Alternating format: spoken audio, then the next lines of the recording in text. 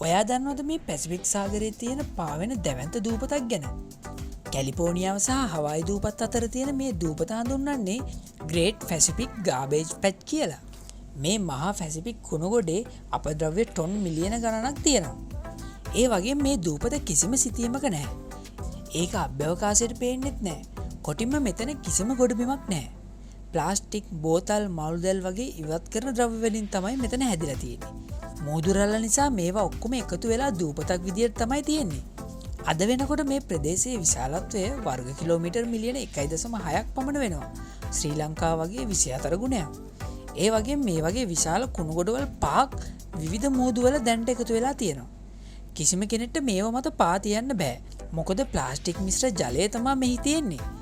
කාලයක් තිස්සේ මෝදු ජලය සමග තිබුණු නිසා මේ ප්ලාස්ටික් කුඩා කැබලි වලට කැඩිලා ගිහින් ඒවා මයික්‍රෝ ප්ලාස්ටික් කියන තත්ත්වය තමයි තියෙන්නේ.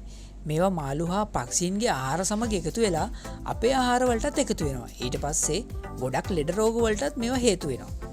ඒ නිසාම මේ කුණු ගොඩවල් ඉවත් කරන්න විවිධ උත්සාහයන් ගන්නවා. නමුත් මේ ප්ලාස්ටික් දැන්ටමත් මුහුදු පතුලටම ගමන් කරලා තියෙන නිසාත් තව තවත් ප්ලාස්ටික් අපද්‍රව්‍ය මුහුදට එකතු වෙන නිසාත් මේ ක්‍රියාව නිෂ්ඵල කටයුත්තක් වෙලා තියෙන්නේ.